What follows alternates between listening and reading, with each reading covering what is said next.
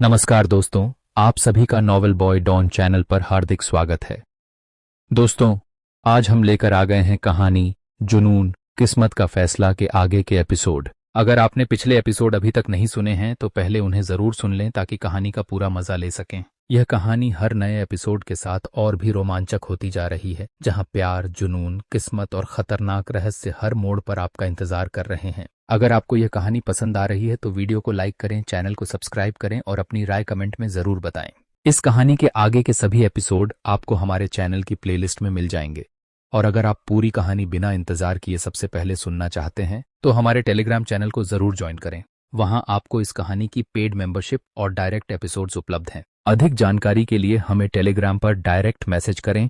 तो बिना किसी देरी के आइए शुरू करते हैं जुनून किस्मत का फैसला के आज के शानदार episode. Mother of law and dinner किस।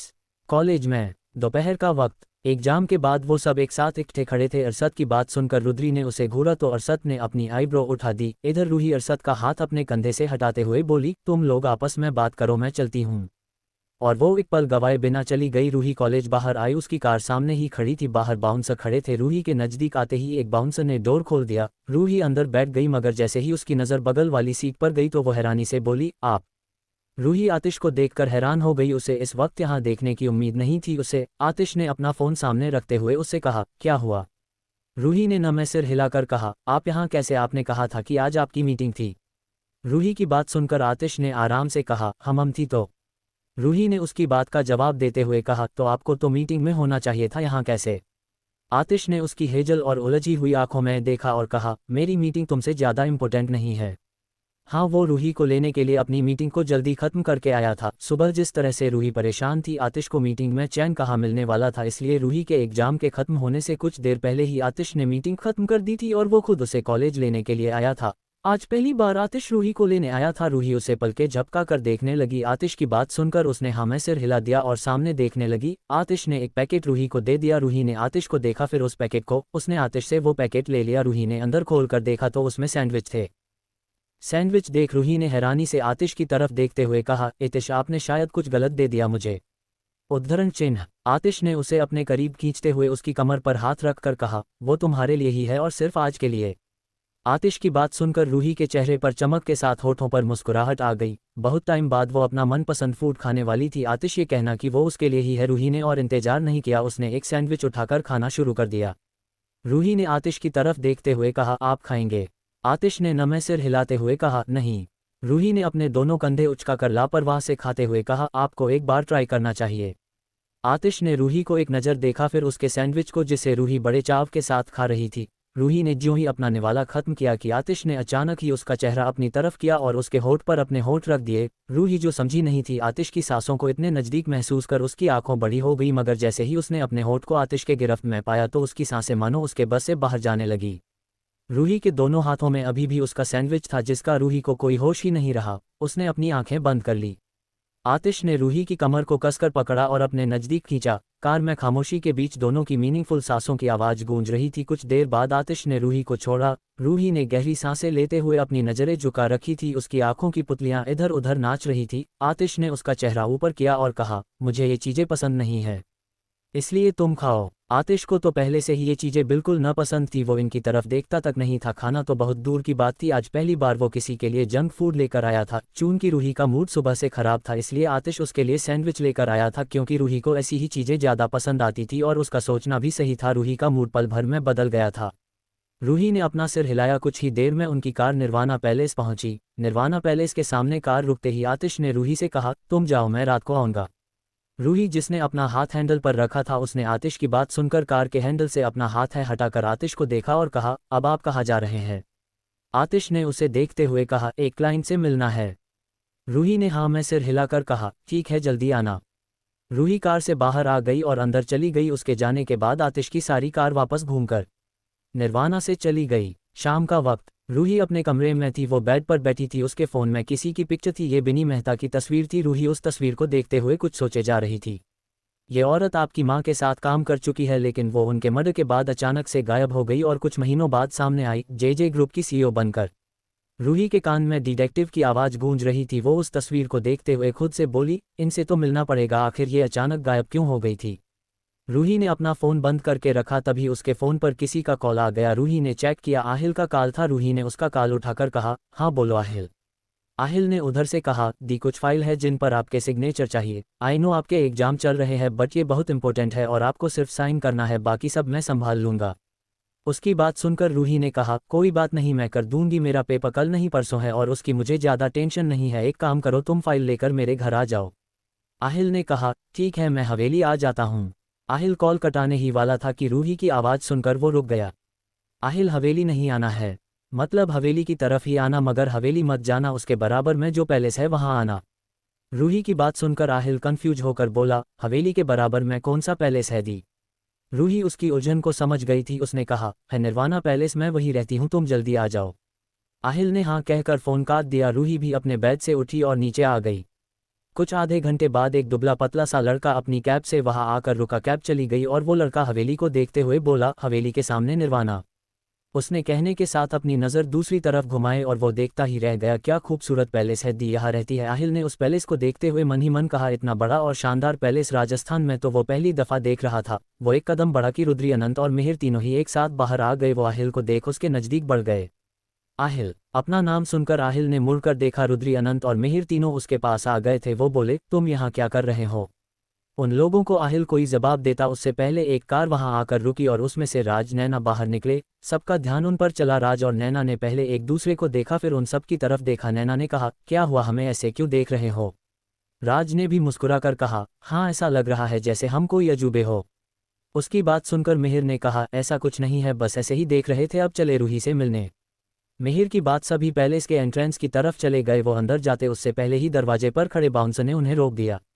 अंदर रूही, जो कि गार्डन में रियो, अपोलो और अरोरा के साथ थी, उसका फ़ोन एक बार फिर रिंग करने लगा। रूही ने रुद्रिका का कॉल देख फ़ौरन कॉल उठा लिया और कान पर लगाते हुए कहा, हाँ बोल।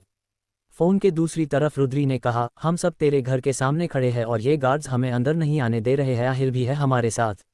रुद्री की बात सुनकर रूही जल्दी से खड़ी होकर एंट्रेंस की तरफ जाते हुए बोली, सॉरी, मैं उन्हें बताना भूल गई कि आज तुम लोग यहाँ आ रहे हो। रूही गेट के पास ही आ गई। रुद्री ने भी उसे देख लिया। रूही ने कॉल काट दिया और उसकी तरफ बढ़ गई। उसे देख बाउंसर ने गेट खोल दिया और सिर झुकाकर एक तरफ खड़े हो गए। रूही ने उन सब से कहा, आई एम सॉरी, मुझे इन लोगों को बताने का ध्यान ही नहीं रहा।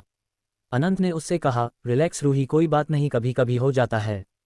रूही ने अनंत की बात सुनकर उन बाउंसर से बोली, ये मेरे दोस्त है, आगे से जब भी ये लोग आए तो इन्हें मत रोकना।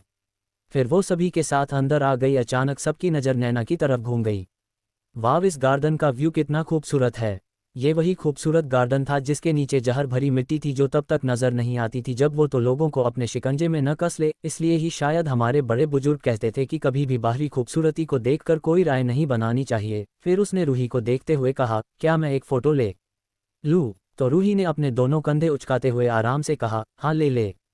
वो लोग अभी कुछ कदम आगे बढ़ी ही थी कि जेरियल और लियोना दोनों के बच्चे वहां आ गए और वो रूही के पास आकर उसके आसपास घूमने लगे। उन्हें देखकर रुद्री अपनी चमकती आंखों से बोली, रूही तेरे पास कैट भी है, वो भी 4।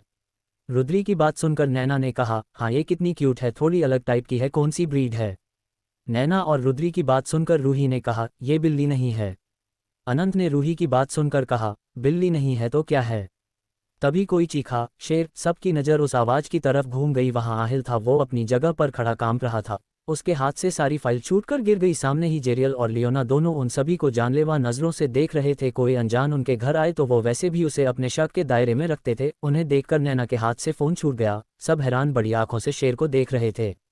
जेरियल और लियोना दोनों उनकी तरफ बढ़े तो आहिल भागते हुए रूही के पीछे जाकर छुप गया। बाकी सब भी एक दूसरे के पीछे जाकर छिपने लगे। वहां अफरा तफरी का माहौल बन गया। रूही ने उन लोगों को डरते हुए देखा तो वो उन लोगों से बोली, डरने की जरूरत नहीं है, वो कुछ नहीं करेंगे। रूही की बात सुनकर मिहिर ने डरते हुए कहा, कोई मामूली सा जानवर नहीं है, शेर है वो, शेर, और तू कह रही है डरने की जरूरत नहीं है। मिहिर की बात सुनकर रूही अपनी हंसी पर काबू करते हुए जेरियल और लियोना के नज़दीक जाने लगी तो अनंत ने उसे पकड़कर कहा, तू कहाँ जा रही है, सामने शेर दिखाई नहीं दे रहे हैं तुझे? अनंत की बात सुनकर रूही ने उससे कहा, अरे रुक जाओ। रूही जेरियल और लियोना से बोली, जेरियल, लियोना, वो हमारे गेस्ट है, उन्हें मत डराओ, चलो उन्हें वेलकम करो। जेरियल और लियोना दोनों ने ही उन्हें ऐसे घूरा मानो उनकी जान ही ले लेंगे। फिर अपना सिर झुकाकर साइड में हट गए। ये उनका वेलकम करने का तरीका था जो रूही ने उन्हें सिखाया था। रूही उन्हें देखकर मुस्कुराने लगी। वो उनके सिर पर हाथ रखकर बोली, वेरी गुड।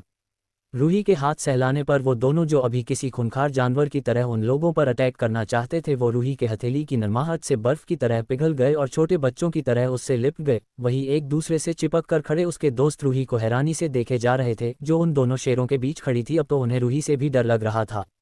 रूही ने उन लोगों को देखा और कहा, इन दोनों से मिलो, ये है जेरियल और ये लियोना, जेरियल की वाइफ। रूही की बात सुनकर सबके चेहरे पर डर भरी मुस्कुराहट आ गई, जैसे मानो जबरदस्ती कोई उन्हें मुस्कुराने के लिए कह रहा हो। नैना ने रूही से कहा, रूही मुझे न एक जरूरी काम याद आ गया है, तो मैं चलती हूँ, चलो राज। नैना और राज ने जाने के लिए कदम आगे बढ़ाए कि रूही ने कहा, इतना डरने की जरूरत नहीं है, तुझे खा नहीं जाएंगे वो, अब चलो काफ़ी लेकर आती हूँ तुम लोगों के लिए। रूही ने उनसे नजरें हटाकर जेरियल और लियोना दोनों से कहा, अब तुम दोनों अंदर जाओ, यहाँ देखो सब तुमसे डर रहे हैं। रूही की बात सुनकर दोनों न में सिर हिलाने लगे, तो रूही ने उन्हें प्यार से समझाते हुए कहा, ये मेरे दोस्त है, ये मुझे कुछ नहीं करेंगे, चलो अब अच्छे बच्चों की तरह अंदर जाओ। इस बार वो उन सबको एक आखिरी दफ़ा देखकर वहां से चले गए। रुद्री ने नैना से कहा, एक मदर ऑफ ड्रैगन थी और हमारी दोस्त मदर ऑफ लॉयन है। नैना ने रुद्री को देखा और कहा, सही कहा, देखो कैसे उसकी बात मानकर चुपचाप चले गया। वो दोनों बात कर रहे थे कि तभी उन दोनों को रूही की आवाज़ सुनाई दी। वो सभी को गार्डन में मौजूद चेयर पर बैठे थे। रूही सबके लिए काफ़ी लेने अंदर गई थी। आहिल ने मिहिर से कहा, वो दोनों वापस तो नहीं आ जाएंगे। उसकी बात सुनकर मिहिर ने चारों तरफ देखते हुए कहा, दिखाई तो नहीं दे रहे हैं। अनंत ने उन दोनों से कहा, वो दोनों पेट है, इसलिए फिक्र मत करो, कुछ नहीं करेंगे। अनंत की बात सुनकर रुद्री ने कहा, क्या बस ये शेर ही पेट बनाने को मिले थे, कैसे कैसे शौक रखते हैं आतिश भाई, और अब तो रूही भी उनकी तरह हो गई। रुद्री की बात अभी खत्म हुई कि रूही वहां आ गई। उसने अपने हाथ में पकड़ी ट्रे को वहां रखते हुए खुद भी एक चेयर पर बैठ गई। इतने में नैना के आसपास चारों बच्चे चक्कर लगाने लगे। नैना ने अपने पैर ऊपर करके चीखते हुए कहा, रूही अपने बच्चों को संभाल। नैना की बात सुनकर रूही उसे चौंकते हुए उसे देखने लगी और चिढ़ते हुए बोली, पागल हो गई है क्या, कुछ भी बोल रही है, मेरे बच्चे नहीं है तो बच्चों के बच्चे कहाँ से आएंगे। रूही की बात सुनकर रुद्री ने कहा, वो जेरियल और लियोना की बात कर रही है। रूही ने अपना सिर हिलाया, फिर उन चारों को अपने पास बुलाया और वहां से जाने को कहा। वो थोड़े जिद्दी थे इसलिए वहां से नहीं गए, लेकिन थोड़ी दूर जरूर हो गए। उसने आहिल की तरफ देखते हुए कहा, हाँ फाइल्स दिखाओ आहिल। तो आहिल ने उसे सारी फाइल दे दी। रूही ने उन सभी फाइल को अपने हाथ में पकड़ा और कुछ याद आते ही बोला, पेन तो है ही नहीं, रुको मैं लेकर आती हूँ। उसने सारी फाइल को टेबल पर रखा और चेयर से उठने को हुई तो मिहिर ने कहा, रुक, मेरे पास पेन है। उसने रूही के सामने पेन रख दिया। रूही उसे उठाकर एक एक करके सारी फाइल पर शाइन करने लगी। नैना ने आहिल से कहा, तुम काफ़ी नहीं पियोगे? तो आहिल ने हल्का मुस्कुरा कर कहा, नहीं मैं काफ़ी नहीं पीता। रूही ने शाइन करके फाइल को टेबल पर रखते हुए आहिल को देखकर मुस्कुराते हुए कहा, पता है मुझे, तुम चाय पीते हो मेरी तरह।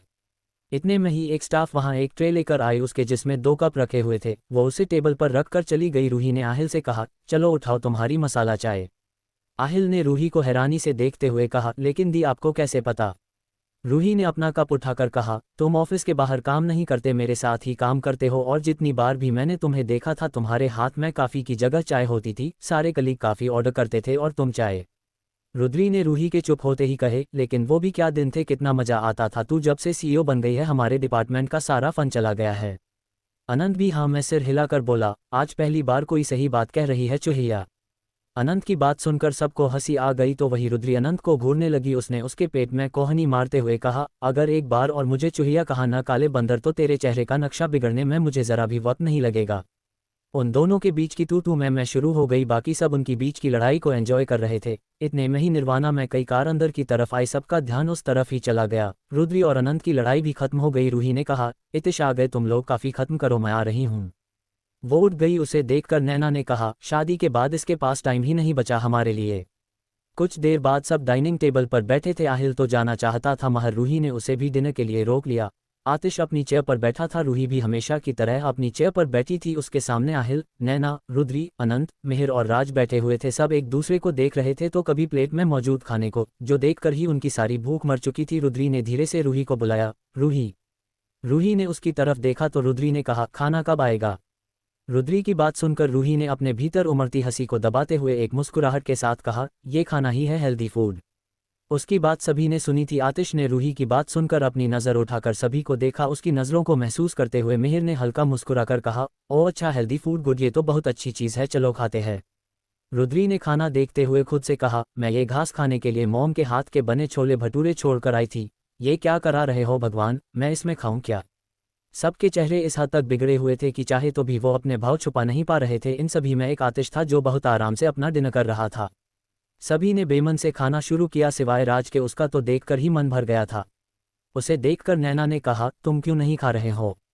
इस पर राज ने उससे कहा, मेरा तो पेट ही भर गया है। नैना ने उसे घूरते हुए कहा, हम खा रहे हैं न तो तुम भी चुपचाप खाओ। आतिश का खाना तो खत्म हो चुका था और वो जरूरी काम से उठकर वहां से चला गया। सभी ने एक प्लेट खत्म की और चेयर से उठते हुए कहा, हमारा हो गया, अब हम चलते हैं। रूही के उन सभी से कहा, लेकिन तुम लोगों ने अभी तो कुछ खाया नहीं है, थोड़ा और ले लो। तो सबके एक साथ न में सिर हिलाकर कहा, नहीं।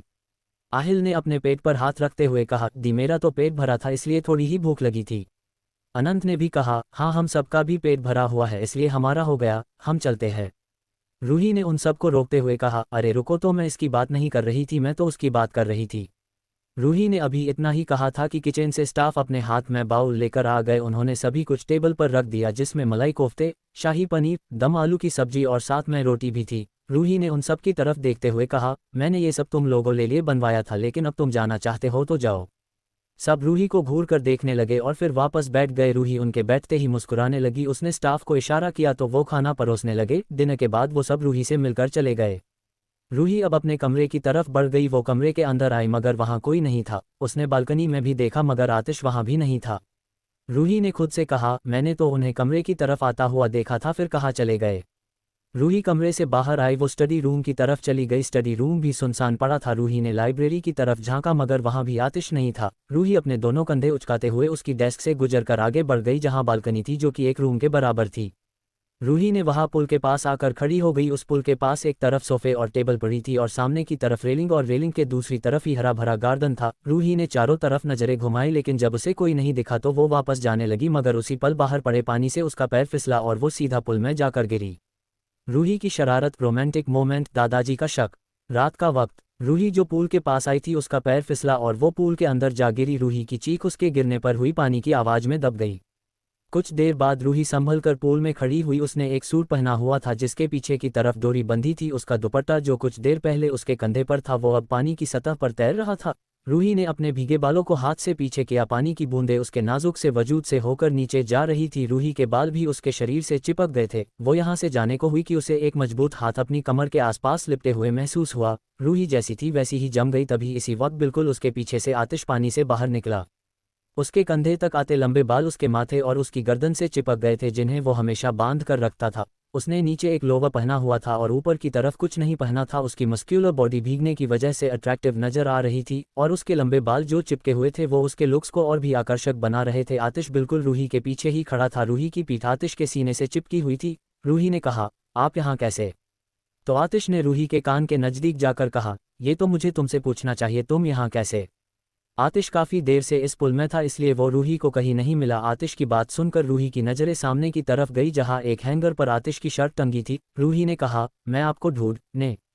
आगे वो कहने वाली थी कि आवाज उसके गले से बाहर नहीं निकली क्योंकि आतिश ने अपने होंठ उसकी पीठ पर ठहरी पानी की एक बूंद पर रख दिए। रूही की दोनों हाथों की मुट्ठियां कसकर भींच गई। उसने कांपते होंठ कुछ कहने के लिए खुले मगर गले से आवाज ही नहीं निकली। वही आतिश ने अपनी उंगलियों में उसकी डोरी फंसाकर उसकी डोरी खोल दी। रूही ने अब आतिश का हाथ जो उसकी कमर पर रखा था उसे हटाने लगी। इतिश। रूही ने उसे हाथ हटाता न देख मानो शिकायत में उसका नाम लिया हो मगर आतिश उसने उसकी शिकायत को पूरी तरह नज़रअंदाज करते हुए उसे अपनी तरफ घुमाया। रूही के दोनों हाथ आतिश के कंधे पर आ गए। रूही ने नजर उठाकर आतिश को देखा। उसके चेहरे पर पानी की बूंदें ठहरी हुई थी जैसे मानो वो कोई मोती हो। आतिश की नज़र रूही के गर्दन से नीचे जाते हुए पानी की बूंदों पर थी। इससे पहले कि वो और नीचे जाती आतिश ने झुककर उस पर अपने होंठ रख दिए।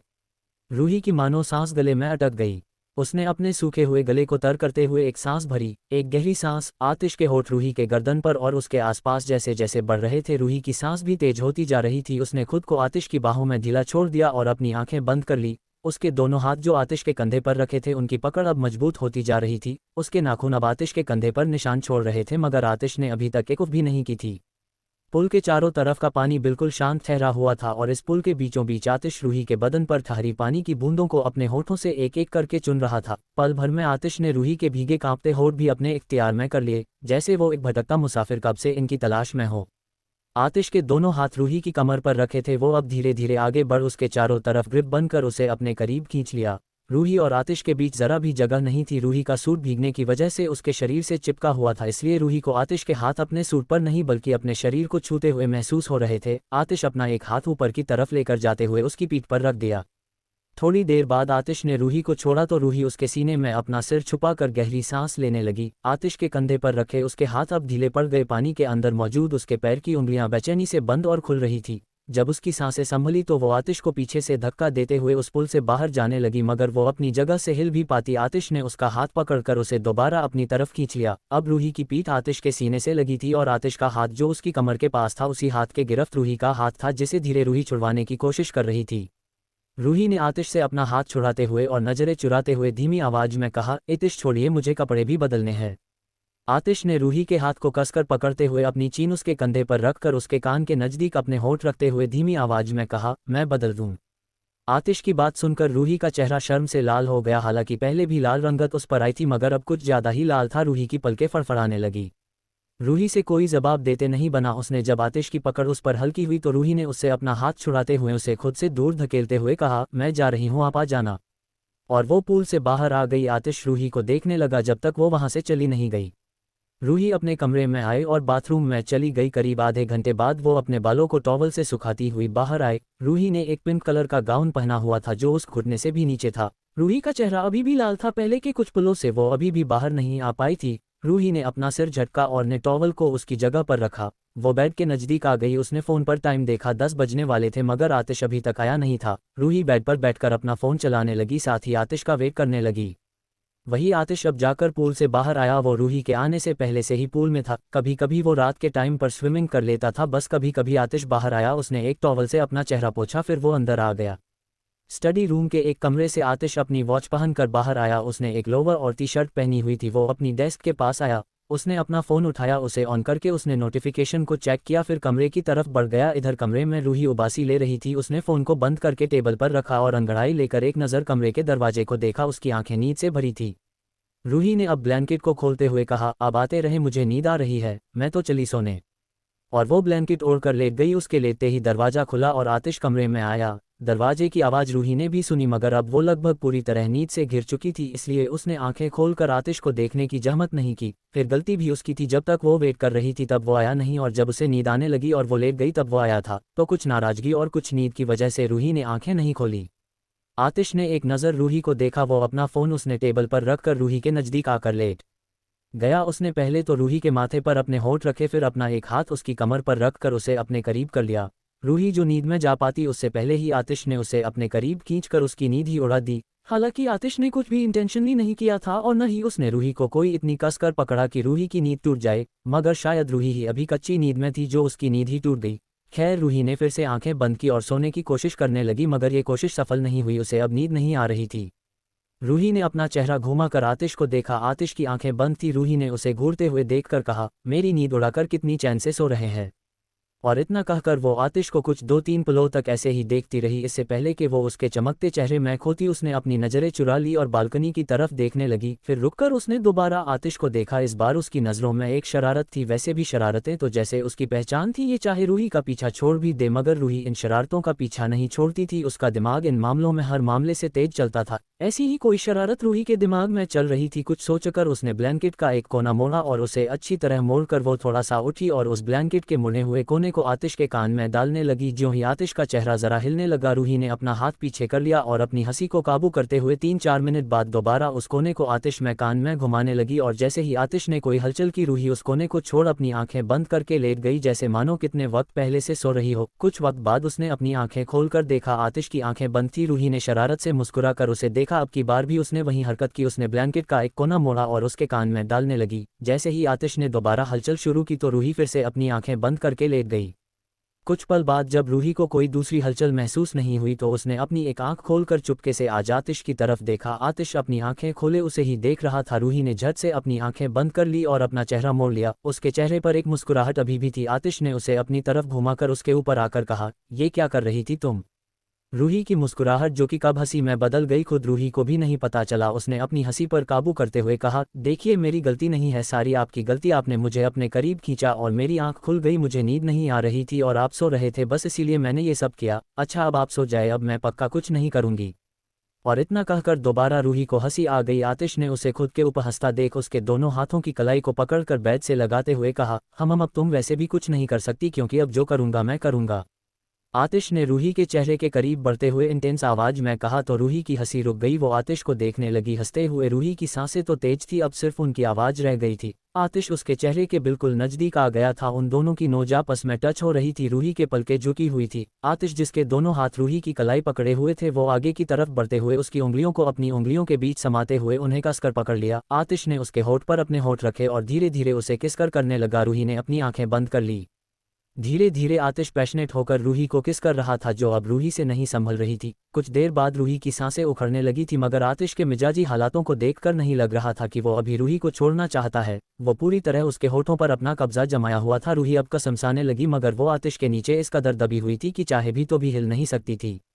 एक दो पलों बाद आतिश ने रूही को छोड़ा तो रूही गहरी सांस लेने लगी। आज तो रूही को लगा कि वो बेहोश हो जाएगी। आतिश जब इतना डोमिनेटिंग हो तो रूही को उसे संभालना मुश्किल होता था। आतिश अब शिद्दत से उसके गले पर किस कर रहा था। उसने उसके एक हाथ को छोड़ा और उसके कंधे पर मौजूद गाउन को कंधे से उतार कर नीचे किया। आतिश ने अपने दिए निशान पर जो कि थोड़ा हल्का हो चुका था वहां अपने दांत गड़ा दिए। रूही ने कसकर अपनी आंखें भींच ली। उसके मुंह से सिसकी निकल गई।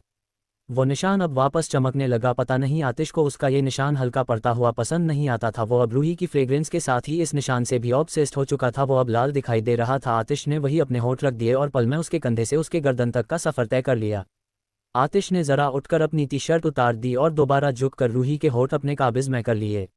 रूही के होठ जो पहले ही लाल थे, आतिश अभी भी उन पर बिना किसी रहम के पैशन के साथ अपना हक जता रहा था। आतिश के हाथों ने रूही के गाउन पर चलने लगे जो अब कुछ ही पलों में रूही के ऊपर से उतरकर बेड से नीचे फ्लोर पर गिर चुका था। उन दोनों के ऊपर सिर्फ एक ब्लैंकेट था। रूही का एक हाथ आतिश के कंधे पर था। आतिश रूही के शरीर से उठती खुशबू में फिलहाल सब कुछ भूल चुका था, वो खुशबू जो अब उसकी सांसों में घुल चुकी थी।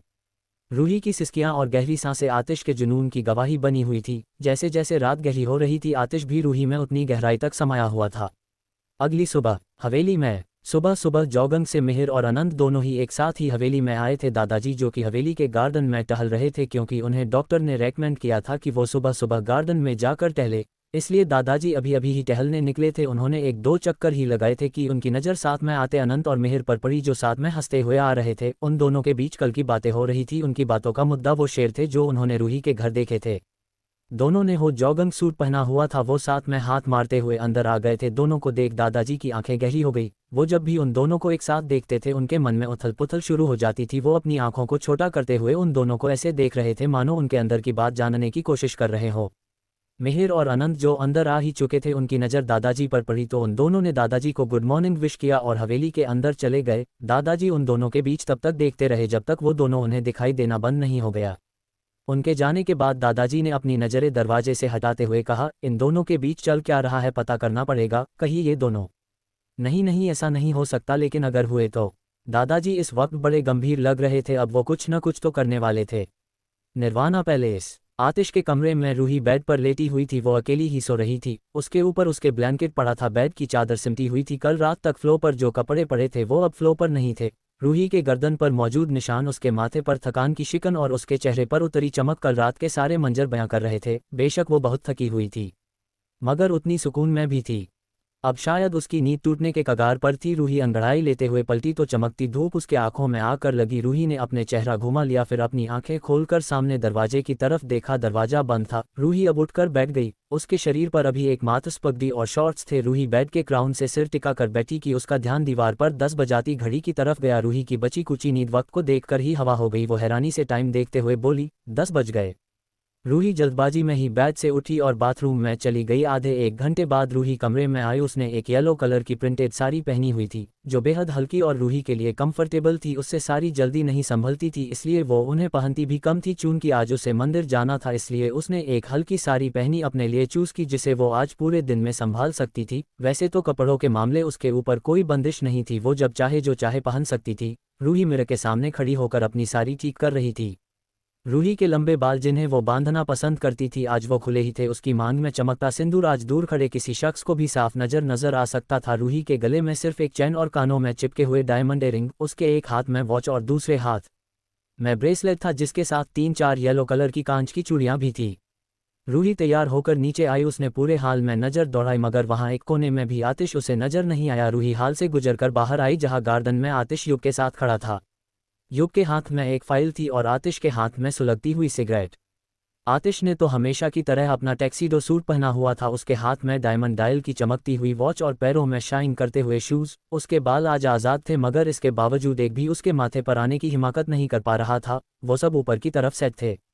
रूही की नज़र आतिश पर पड़ते ही वो उसकी तरफ बढ़ गई। इसी बीच आतिश की नज़र भी रूही के ऊपर चली गई जो पीली साड़ी में उसके होश व हवास को गुम करने के इरादे से उसकी तरफ बढ़ रही थी। आतिश की नज़र रूही के इस अंदाज पर उस पर जम ही गई थी। हालांकि अभी भी वो अपने पूरे होश में था। उसकी नज़र रूही पर रहकर भी चारों तरफ थी। जैसे ही रूही के उसके नज़दीक आए आतिश ने युग की तरफ गहरी नज़रों से देखा तो युग सिर झुकाकर वहां से चला गया। रूही आतिश के पास आकर खड़ी हुई। वो उससे कुछ कहे को हुई कि उसकी नज़र उसके हाथ में मौजूद सिगरेट पर पड़ी। रूही ने एक नज़र आतिश पर डाल अपना सिर न में हिलाया और उसके हाथ से सिगरेट लेकर वहां खड़े एक बाउंसर को देते हुए वापस आतिश की तरफ देखते हुए कहा, मंदिर जाना है आज आपको याद है। आतिश ने उसे कोई जवाब नहीं दिया, बस उसे अपनी कार की तरफ इशारा कर दिया। रूही ने उस तरफ देखा जहां उसकी कार जाने के लिए तैयार खड़ी थी। उसे याद था वो तो बस रूही का इंतजार कर रहा था। रूही ने आतिश की तरफ देखते हुए उसे घूरते हुए कहा, आपको मुझे उठाना चाहिए था, अब हम लेट हो जाएंगे। तो आतिश ने उसकी तरफ कदम बढ़ाते हुए उसके चेहरे पर हाथ रखकर उसके गाल पर अपना अंगूठा चलाते हुए कहा, अगर कल तुम कोई शरारत नहीं करती तो सुबह देर तक नहीं सोना पड़ता महारानी सा, सारी गलती तुम्हारी है। उसकी बातों से रूही के चेहरे पर लाल रंगत आ गई, साथ ही चीड़ और गुस्सा भी। उसने घूर कर आतिश को देखा तो आतिश के चेहरे पर एक मुस्कुराहट आ हुई। उसने उसके गाल पर किस करते हुए कहा, लेट नहीं होंगे चलो। उसने रूही का हाथ पकड़ा और उसे लेकर कार के पास आ गए। दी अनरिलेंटिंग पास्ट। सुबह का वक्त। जयपुर का काफी पुराना और जाना माना शिव मंदिर आज पुलिस और बाउंसर से घिरा था। इस मंदिर में ज्यादातर रॉयल फैमिलीज ही आती थी। पुलिस का मौजूद होना आतिश की सिक्योरिटी के लिए था। चूंकि वो जयपुर का महाराज था इसलिए उसे पुलिस प्रोटेक्शन दी जाती थी मगर आतिश ज्यादातर जगह पर पुलिस प्रोटेक्शन नहीं लेता था, बल्कि वो लेता ही नहीं था। तब तक तो बिल्कुल नहीं जब तक उसे किसी पब्लिक प्लेस पर न जाना हो। हालांकि पूरा राजस्थान ही उसका था इसलिए वो ले या न ले ज्यादा फर्क नहीं पड़ता था। हाँ, मगर अक्सर पब्लिक प्लेस पर आतिश के बाउंसर कुछ नहीं करते थे ताकि आतिश की इमेज पर कोई असर न पड़े। ऐसा नहीं था कि उस पर कोई उंगली उठा सकता था, कोई भी ऐसा नहीं कर सकता। मगर मीडिया से दूर रहना आतिश की आदत थी। मंदिर के बाहर कई सारी गाड़ियां आकर रुकी थी जिसमें से रूही और आतिश बाहर निकले थे। वो दोनों मंदिर के अंदर बढ़ गए। वैसे तो वहां ज्यादा लोग नहीं थे और होते तो भी रूही को कोई परेशानी नहीं होती। रूही के हाथ में एक थाली थी जिसमें पूजा से जुड़ा सामान और प्रसाद रखा था।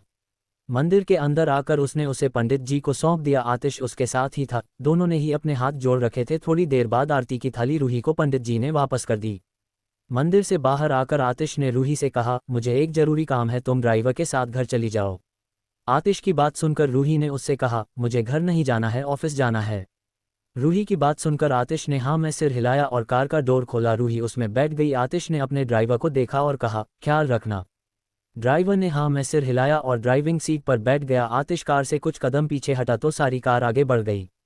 रूही की कार के साथ 2-3 बाउंसर की कार भी थी।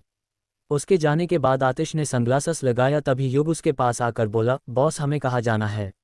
आतिश ने अपनी कार की तरफ जाते हुए कहा, सूर्यवंशी महल। इतना कहकर आतिश कार के अंदर बैठ गया और उसके बैठते ही बाउंसर ने डोर बंद कर दिया। युग भी कार में आकर बैठ गया। आतिश अगर सूर्यवंशी महल जा रहा था तो जरूर कोई बड़ी बात होगी। इधर रूही की कार रानावत इंडस्ट्री के बाहर पहुंची। आज उसे थोड़ा बहुत काम था इसलिए उसका ऑफिस आना जरूरी था। रूही कार से बाहर आई तो एंट्रेंस पर ही आहिल और ब्रिजभूषण जो कि इस रानावत इंडस्ट्री में सीईओ पोस्ट पर थे वो रूही का इंतजार कर रहे थे। रूही वहां आए तो दोनों ने ही उसे हेलो कहा। रूही ने भी उन दोनों मुस्कुरा कर हेलो कहा। ब्रिज रूही से कुछ बात करता हुआ उससे एक कदम की दूरी पर चल रहा था। साथ में आहिल भी था जो उनकी सारी बात सुन रहा था। उनके पीछे रूही के बाउंसर थे। वहां आते जाते हर एक एम्प्लॉय रूही को देख उसे विश करते हुए जा रहे थे। वो लोग अभी एक कॉरिडोर में पहुंचे ही थे कि रूही की नज़र फाइनेंस डिपार्टमेंट पर पड़ी। वो रुक गई। उसे रुकता देख वो दोनों भी रुक गए और उनके पीछे आते बाउंसर भी रुक गए। रूही ने आहिल और ब्रिजभूषण जी को देखते हुए कहा, फाइनेंस डिपार्टमेंट ये किसके अंडर में है। रूही की बात सुनकर ब्रिजभूषण ने कहा, सीईओ मैडम ये सीएफओ के अंडर आता है।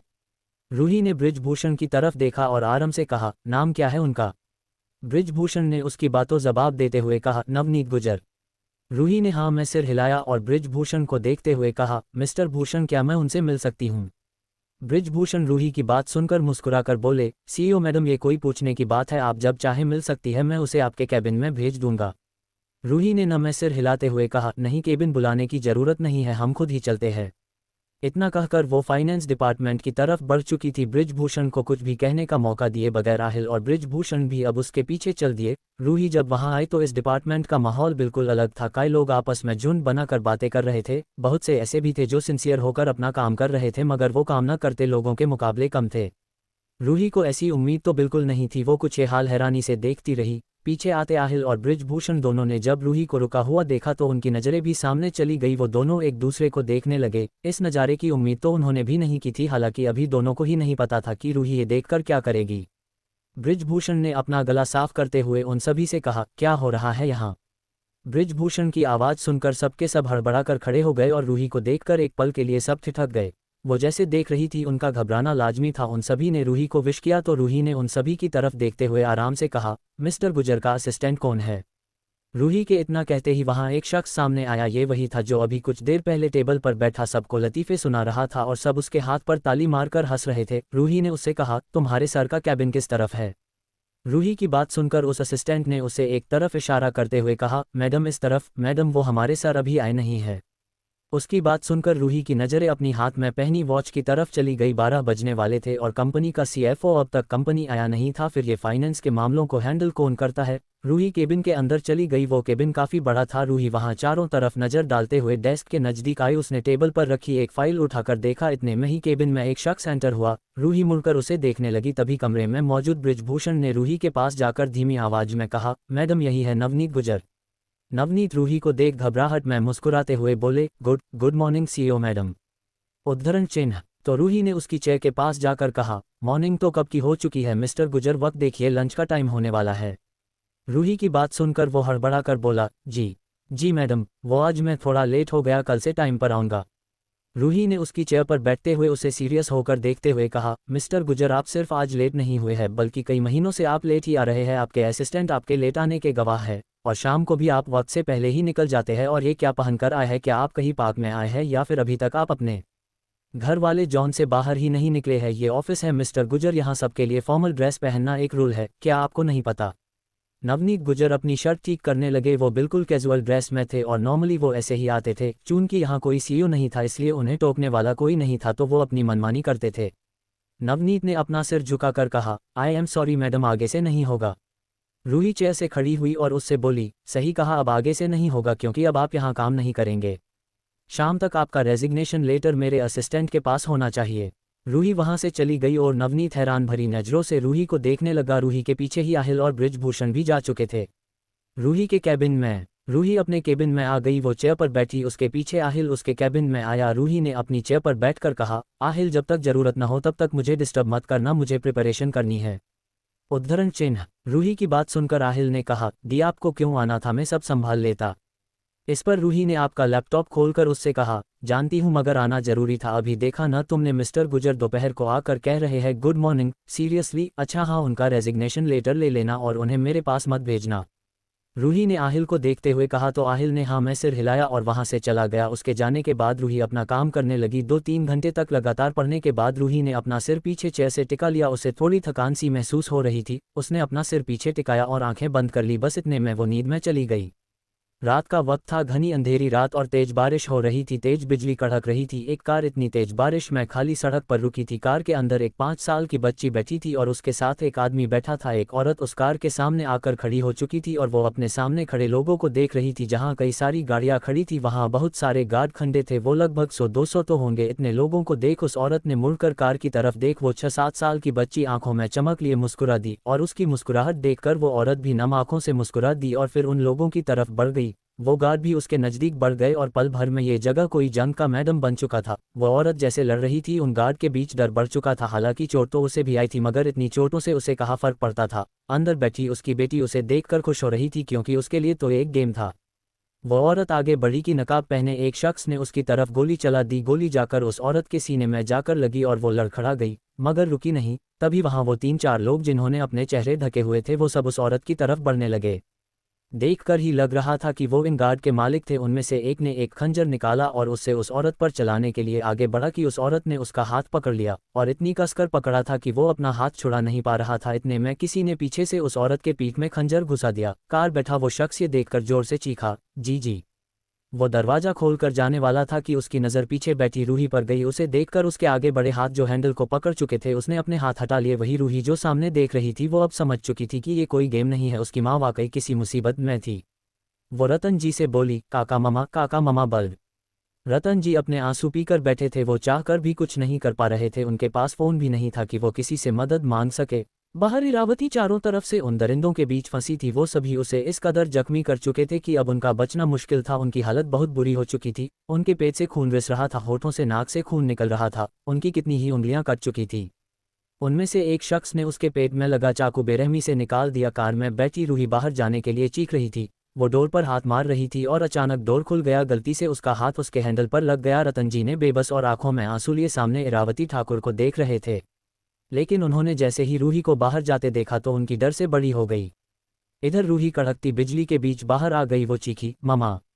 उसकी चीख सुनकर सबकी नज़र रूही की तरफ चली गई। उनमें से एक ने अपने गार्ड की तरफ इशारा किया। वो गार्ड हाथ में चाकू लिए रूही की तरफ बढ़ा और इससे पहले कि वो रूही को मार पाता, इरावती ठाकुर ने उसका हाथ पकड़ लिए। वो सभी नकाबपोश इरावती को हैरानी से देखने लगे, क्योंकि वो अभी उनके नज़दीक ही लगभग बेहोशी से कगार पर थी, लेकिन अब वो उस गार्ड का हाथ पकड़ी थी। इरावती जी ने ठाकुर ने उसका हाथ मोड़कर रूही से मुस्कुराकर कहा, आंखें बंद करो। रूही ने सिसकते हुए न में सिर हिला दिया तो इरावती ठाकुर ने कहा, प्लीज़ कृष्णा। रूही ने अब अपनी आंखें बंद कर ली। तभी उन्होंने वो चाकू उस गार्ड से छीनकर उसके गले पर मारा और वो गार्ड वहीं मर गया। उन्होंने उसे छोड़ दिया। इरावती ठाकुर जख्मी हालत में भी अपने दोनों पैरों पर खड़ी थी। उन्होंने उन सभी को देखते हुए कहा, अगर मेरी बेटी को किसी ने आंख उठाकर भी देखा तो मैं उसे कुछ और देखने लायक नहीं छोड़ूंगी। उद्धरण चिन्ह। इतने में वहां रतन जी आ गए। उन्होंने रूही को अपनी गोद में उठा लिया। इरावती ठाकुर ने रतन जी से कहा, इसे लेकर जाओ। रूही रो रही थी। वो रतन जी को गोद से मचलते हुए निकलने की कोशिश कर रही थी। रतन जी वहां से हिले नहीं और वो गार्ड अब उनकी तरफ बढ़ने लगे तो इरावती ठाकुर ने अपनी गुस्से भरी नज़र से उन्हें देखते हुए कहा, ले जाओ इसे और अकेला मत छोड़ना, तब तक मत छोड़ना जब तक आतिश वापस नहीं आ जाता। उससे कहना उसकी मासी माँ ने उसकी अमानत पर एक खरोच नहीं आने दी। इरावती ठाकुर ने रूही को देखा। उनका एक हाथ उनके पेट पर रखा था। उनकी हालत बहुत खराब थी। रतन जी ने उन्हें देखते हुए कहा, जी। इरावती ठाकुर ने अपनी तरफ बढ़ते गार्ड की गर्दन को अपने शिकंजे में कसते हुए चिल्लाकर कहा, जाओ। रतन जी रूही को लेकर कार में बैठ गए। उन्होंने कार को ऑन किया और घुमाते हुए दूसरी तरफ दौड़ाने लगे। अंदर बैठी रूही पीछे के शीशे पर अपने हाथ मारते हुए उसे देख रही थी। इरावती ठाकुर ने किसी को भी उनके पीछे नहीं जाने दिया, लेकिन अब उनमें खड़े होने की ताकत नहीं बची थी। वो जमीन पर गिर चुकी थी। वो रूही को देख रही थी जो उन्हें रोते हुए देख रही थी। उसी वक्त किसी ने पीछे उसके सिर पर रोड मार दी।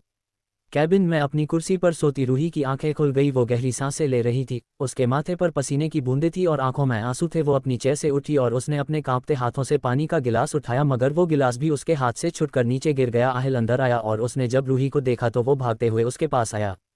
दी। रूही ने उसे हाथ दिखाकर रोकते हुए कहा, नहीं, मैं ठीक हूँ। उद्धरण चिन्ह। रूही वापस चेयर पर बैठ गई। उसने कुछ देर तक आंखें बंद की, साथ ही अपनी मुट्ठी को बार बार खोलकर बंद कर रही थी। उसने गहरी सांस लेकर आहिल से कहा, पानी दो मुझे। आहिल ने गिलास को उठाया और उसे पानी दिया। रूही ने हाथ आगे किया तो उसका हाथ हल्का हल्का अभी भी कांप रहा था। रूही ने पानी का गिलास ले लिया और एक बार में ही पूरा पानी पी गई। आहिल ने उससे कहा, दी आप ठीक तो है ना? रूही ने हाँ में सिर हिलाते हुए कहा, हाँ ठीक हूँ आहिल, मैं घर जा रही हूँ, तुम यहाँ सब संभाल लेना। रूही की बात सुनकर आहिल ने हाँ में सिर हिलाते हुए कहा, ठीक है, मैं सब संभाल लूंगा। रूही चेयर से उठी और कैबिन से बाहर चली गई। वो थोड़ी देर के लिए भी नहीं रुकी। निर्वाणा पैलेस। शाम का वक्त। रूही की कार निर्वाणा पैलेस आ गई। वो कार से बाहर आ गई और अंदर बढ़ गई। रूही हाल की तरफ आए हाल में आती खड़ा था। रूही आतिश को इस वक्त घर पर देख थोड़ी हैरान हुई, क्योंकि ये उसके घर आने का वक्त नहीं था।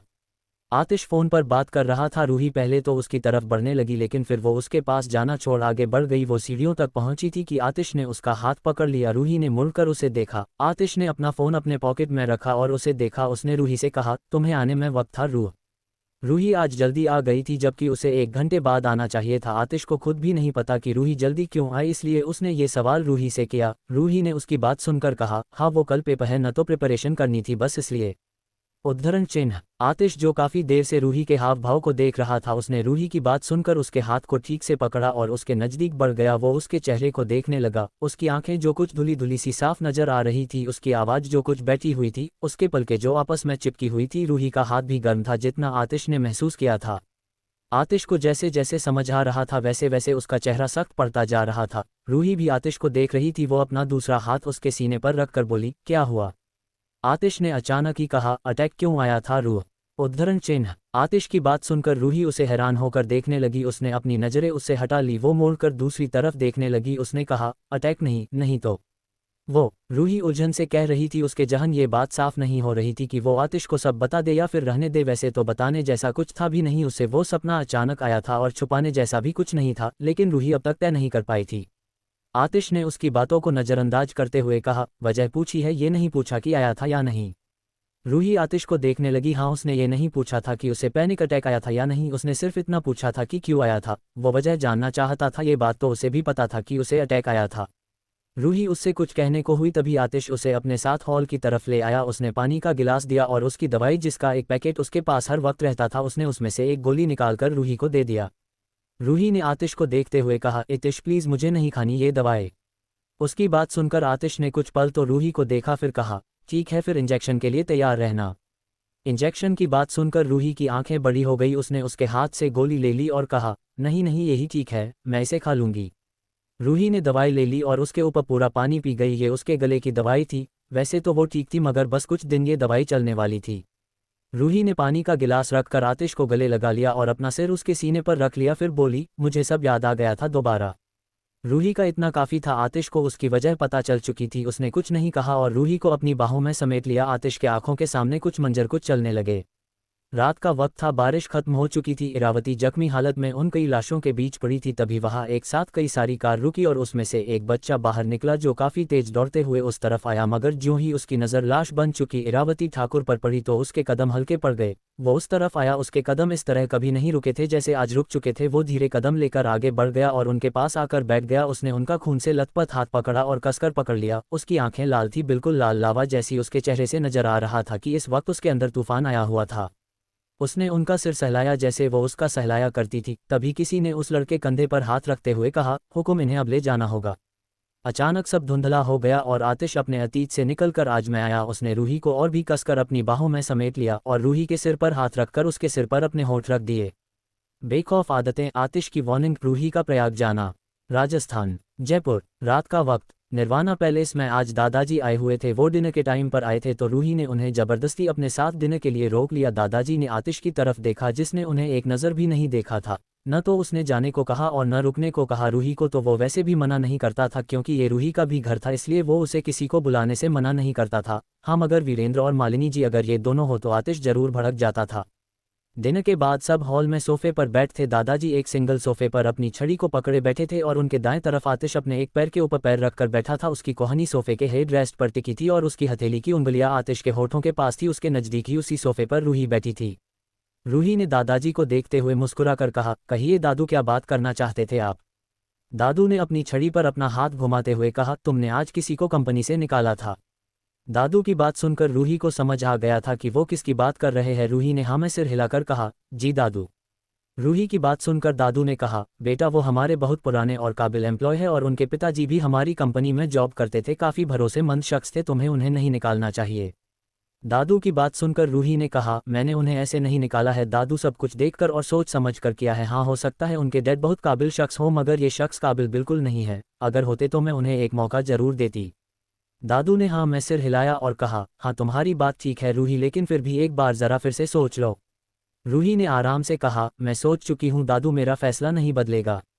रूही को कोई डर नहीं था। दादाजी की बात को काटना बड़ा हिम्मत का काम था और जब कभी रूही उनसे ऐसे बात करती तो उन्हें अक्सर इरावती ठाकुर और चांदनी रानावत की याद आ जाती थी, क्योंकि यही वो दो पहली शख्स थी जो उनकी बात को काटने की हिम्मत रखती थी और शायद ये उन दोनों के लिए बहुत छोटी बात थी। रूही की कुछ बेखौफ आदतें उन्हें उन दोनों की याद दिला देती थी, जैसे इस वक्त। दादू खामोश हो चुके थे। वो आगे कुछ कहते टेबल पर रखा। रूही का फ़ोन बजने लगा। रूही ने दादू और आतिश की तरफ देखते हुए कहा, एक्सक्यूज़ मी। वो उठकर दूसरी तरफ चली गई। उसके जाने के बाद दादाजी ने आतिश से कहा, तुम कुछ नहीं कहोगे? खामोश बैठे आतिश ने उनकी तरफ देखा और कहा, उसे फोर्स मत कीजिए।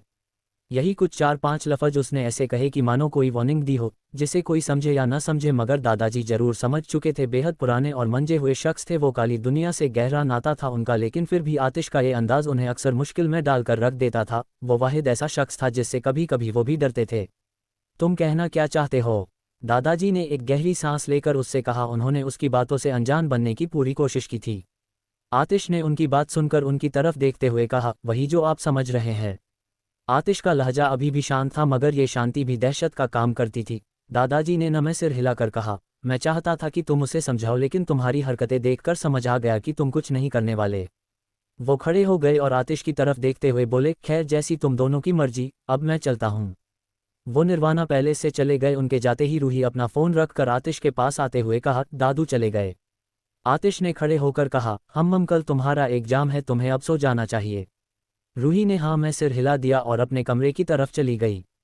अगली सुबह रूही एग्जाम के लिए कॉलेज चली गई। 10-15 दिनों में कॉलेज में सबके एग्जाम खत्म हो चुके थे। आज आखिरी एग्जाम था और इसके खत्म होने के बाद सभी कैंटीन में बैठे थे। चूंकि पेपर खत्म हो चुके थे तो सभी रिलैक्स हो चुके थे। रूही, अनंत, अरसद, मिहिर, राज, नैना और रुद्री सब एक साथ थे। आजकल रूही और अरसद एक साथ ज्यादा देखे जाते थे, फिर चाहे वो कोई भी जगह हो, उनके बीच काफी अच्छी बनने लगी थी। और इसी बात से प्रोफेसर से लेकर स्टूडेंट हर कोई हैरान था कि ये जानी दुश्मन एक साथ कैसे आ गए। हालांकि उन्हें लग रहा था कि ये सब प्रोफेसर गोस्वामी की वजह से हुआ है, क्योंकि वही तो थे जिन्होंने उन दोनों को एक साथ बैठाया था और उसके बाद वो दोनों हर जगह एक साथ ही थे। हालांकि ये बात काफ़ी हद तक ठीक भी थी, मगर पूरी तरह से नहीं।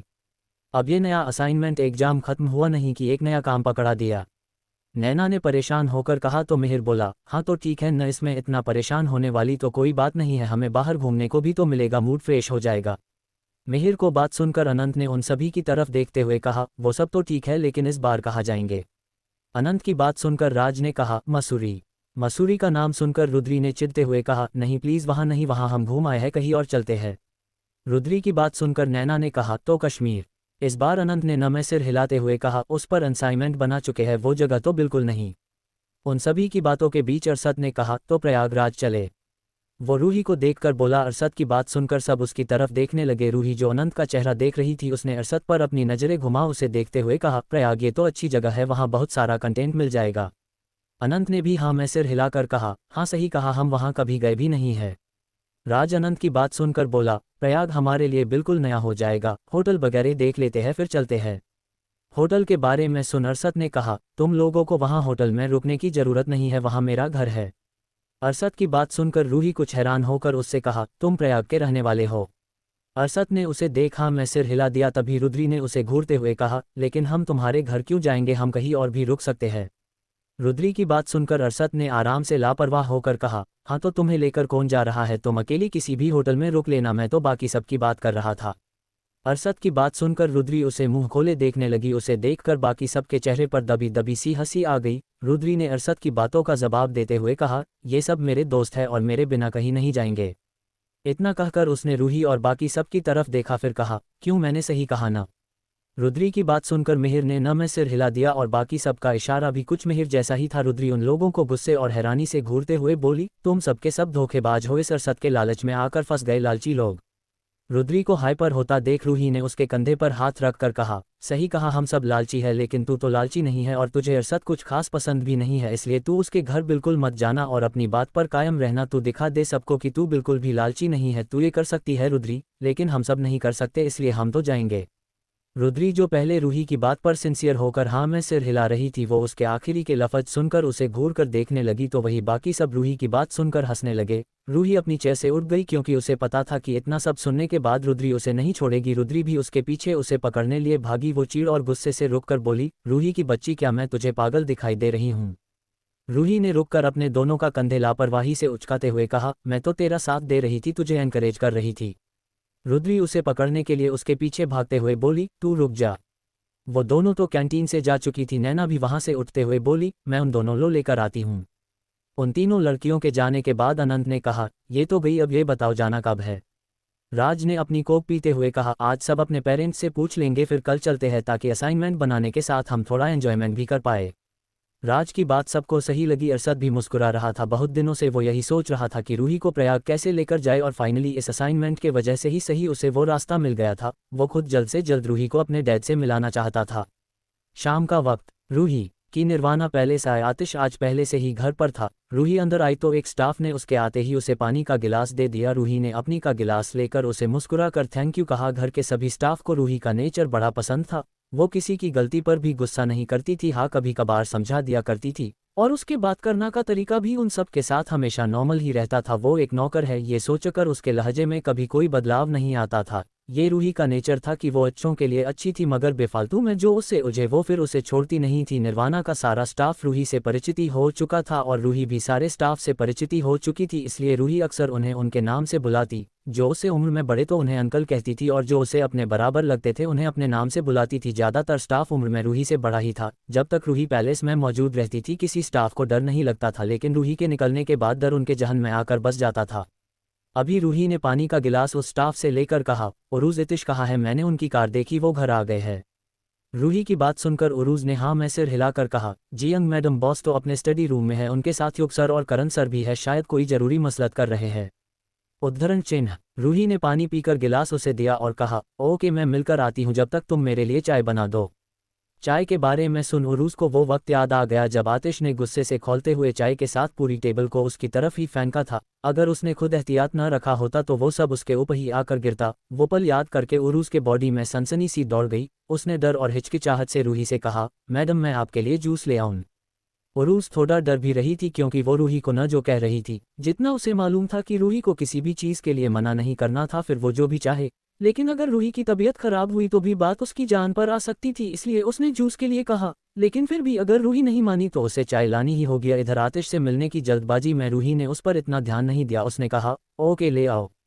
उरूज हाँ में सिर हिलाकर चली गई और रूही अपने बैग से एक पेपर निकालकर स्टडी रूम की तरफ चली गई। वो कमरे के अंदर आई तो करण और युग का ध्यान उसकी तरफ ही चला गया। रूही उन दोनों को देख मुस्कुराकर बोली, गुड इवनिंग करण भाई। गुड इवनिंग युग। करण और युग ने भी मुस्कुराकर उसे विश किया। आतिश टेबल के पास खड़ा एक फाइल देख रहा था। रूही ने उसके पास आकर उसके सामने वो पेपर टेबल पर रखते हुए कहा, आतिश इस पर आपके साइन चाहिए। आतिश उस पेपर को देखने लगा। वही करण ने कहा, ये किस चीज़ का पेपर है? रूही कही, आतिश की जायदाद पर तो अपने नाम नहीं करा रही हो? रूही ने करण की बात सुनकर उसे घूरते हुए कहा, कॉलेज के है गार्जियन के सिग्नेचर चाहिए और प्रॉपर्टी पर सिग्नेचर लेने की क्या ज़रूरत है? मेरी ममा की भी बहुत सारी प्रॉपर्टी है मेरे पास, वैसे भी जो चीज़ पहले से ही मेरी है उसे अपने नाम कराने की क्या ज़रूरत है? आखिरी में रूही ने धीमे लफ्जों में कहा, जिन्हें करण नहीं सुन पाया था, इसलिए वो बोला, थोड़ा तेज बोलो, मुझे सुनाई नहीं दिया। तो रूही ने उसे देखते हुए कहा, कुछ नहीं। फिर उसने आतिश की तरफ देखा और कहा, आतिश मुझे कल राजस्थान से बाहर जाना है अपने दोस्तों के साथ, हमारा असाइनमेंट भी है और हमें घूमना भी है। आतिश, जिसने रूही की सारी बात सुनी थी क्योंकि वो उसके पास ही खड़ा था। रूही की बात सुनकर आतिश ने उस पेपर से अपनी नज़रें हटाकर उसको देखा। उसने रूही के गाल को अपने हाथ से थपथपाते हुए कहा, बाहर बहुत खतरा है, घर पर रहो। आतिश की बात सुन करण और युग एक दूसरे को देखने लगे। हाँ बेशक बाहर खतरा था, लेकिन अंदर तो बाहर से भी ज़्यादा बड़ा खतरा मौजूद था, जो कि वो खुद था। अगर रूही इस खतरे से डील कर सकती थी तो बाहर के खतरों में कहाँ ही जोर था कि उसका कुछ बिगाड़ सके। युग और करण के लिए ये बात एक मजाक से ज़्यादा कुछ नहीं थी। वाकई बाहर का खतरा महज उनके लिए किसी मजाक से ज़्यादा कुछ नहीं था। रूही के मामले में न जाने क्यों आतिश इतना पागल हो जाता था कि शायद उसे इस बात का भी इल्म नहीं रहता था कि वो क्या कह रहा है। और उन दोनों का सोचना बिल्कुल सही था, क्योंकि आतिश के लिए रूही वो इंसान थी जो उसे उसका सब कुछ खोने के बाद मिली थी। सब कुछ, जब उसके पास कुछ नहीं तो सिर्फ एक वही तो थी जो उसके लिए जिंदा थी, और वो भी तो सिर्फ उसके लिए जी रहा था। उन दोनों की जिंदगी में उन दोनों के अलावा कोई नहीं था। अगर देखा जाए तो सच यही था। तो हाँ, वाकई आतिश उसके लिए प्रोटेक्टिव था, और शायद इसलिए यही एक वजह थी कि रूही उसे हर मामले में इनोसेंट नजर आती थी, अब भले ही वो ऐसी ना हो। मगर आतिश के लिए तो बेशक थी। शायद यही कुछ वजह थी कि वो आतिश उसे बेशकीमती थी। आतिश अब अपनी चेयर पर बैठ गया। रूही ने उसके एक कदम नज़दीक बढ़ते हुए कहा, आतिश मैं लड़ने नहीं जा रही हूँ, घूमने जा रही हूँ, किसी खतरे से मेरा क्या लेना देना, बाकी सब भी तो जा रहे हैं और वैसे भी मेरा असाइनमेंट है, इसलिए अगर मैं न चाहूँ तो भी मुझे जाना पड़ेगा। आतिश ने अपनी एक फाइल उठाते हुए कहा, हम तो इसका मतलब तुम नहीं जाना चाहती? आतिश की बात सुन करण और युग अपना मुंह छुपाकर मुस्कुराने लगे। रूही ने उनकी ये मुस्कुराहट देख ली और अब उसे आतिश पर गुस्सा आ रहा था। उसने उन दोनों को घूर कर देखा और कहा, आप लोगों के पास कोई काम नहीं है? युग और करण ने रूही को देखा जो उन दोनों को घूर रही थी। करण ने उससे कहा, काम ही तो कर रहे हैं। करण की बात सुनकर रूही ने कहा, काम नहीं कर रहे हैं, मुझ पर हंस रहे हैं आप दोनों? रूही की बात सुनकर युग ने कहा, नहीं यंग मैडम, मैं आप पर कैसे हंस सकता हूँ? करण युग को तिरछी निगाहों से देखने लगा। तभी आतिश ने रूही से कहा, कहाँ जाना है? आतिश की आवाज़ से रूही का ध्यान आतिश पर चला गया। उसने जल्दी से कहा, प्रयाग जाना है और मैं जरूर जाऊंगी। प्रयाग का नाम सुनकर उन तीनों के चेहरे के एक्सप्रेशन बदल गए, खासकर आतिश के। उसका चेहरा जो कुछ वक्त पहले तक बिल्कुल नॉर्मल था, वो अब सख्त और कड़ा हो चुका था। करण और युग दोनों ही रूही के पिता यानी कि समरजय के बारे में जानते थे, जो कि प्रयाग के राजा थे। उन दोनों को ही समझ नहीं आ रहा था कि आतिश अब क्या उसे जाने देगा। जहां तक उनकी समझ थी तो आतिश शायद अब उसे जाने नहीं देगा। रूही भी आतिश को देख रही थी। इतना तो जाहिर था कि वो जाएगी, फिर चाहे आतिश की हाँ हो या ना, उसे बताना जरूरी था, जो कि वो बता चुकी। एक बार अगर रूही कुछ सोच ले तो वो उसे करके रहती थी, फिर चाहे बाद में उसे पछताना ही क्यों ना पड़े, लेकिन ये उसकी आदत थी। वो अपने लिए फैसले कभी किसी के लिए नहीं बदलती थी, तब तक तो बिल्कुल नहीं जब तक कि वो बिल्कुल गलत ना हो। आतिश ने रूही के फॉर्म पर साइन करते हुए उसे देते हुए कहा, ठीक है जाओ। रूही, करण और युग तीनों ने उसे हैरानी से देखा। ऐसा तो पहली बार हुआ था कि आतिश अपनी बात से पलटा हो। रूही ने उसे चमकती आंखों से देखते हुए कहा, पक्का मैं जाऊं? उद्धरण चिन्ह। आतिश ने उसे देख अपना सिर हिला दिया। रूही ने मुस्कुराकर खुशी से कहा, मैं सबको बता देती हूँ।